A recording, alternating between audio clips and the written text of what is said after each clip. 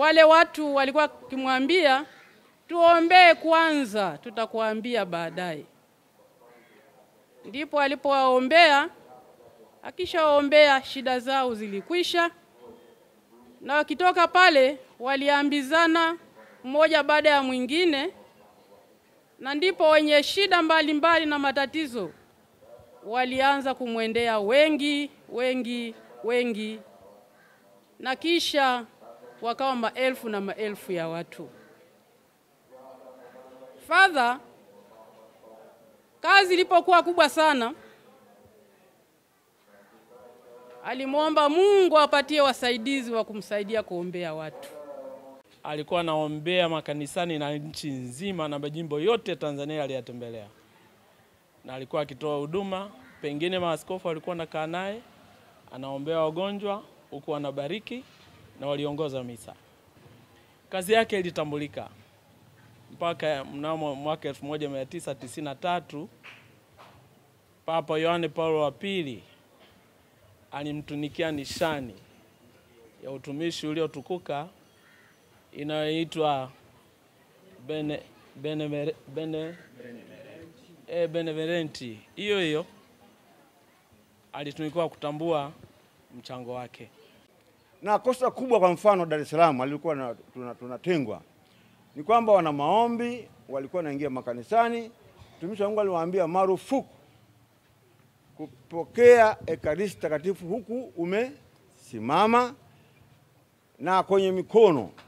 Akasema utaratibu toka zamani, lazima upige magoti, lazima upokee kwenye ulimi, uwe umejiandaa vema.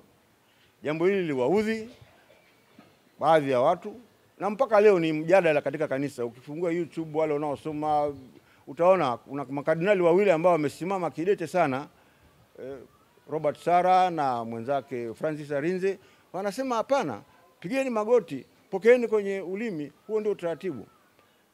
Kwa hiyo kama ni sababu gani alitengwa, labda hilo kwamba kinachoonekana nje ni hicho kwamba watu wanapiga magoti, watu wanapokea kwenye ulimi.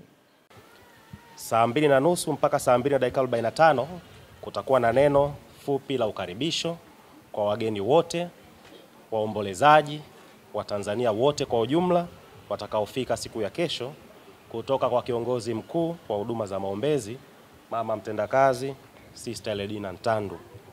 Itafuatiwa na misa takatifu itakayoanza saa 3 kamili asubuhi mpaka mishale ya saa 6 kamili mchana.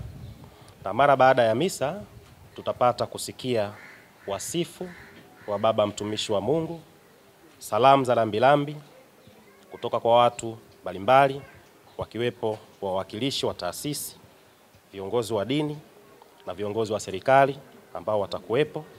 Kutakuwa na zoezi la kutoa heshima za mwisho kwa wageni wote watakaokuwa wamefika siku ya kesho. Lakini vile vile zoezi hilo litafuatiwa na ibada ya mazishi kuanzia mishale ya saa 7 kamili mpaka saa 8 mchana.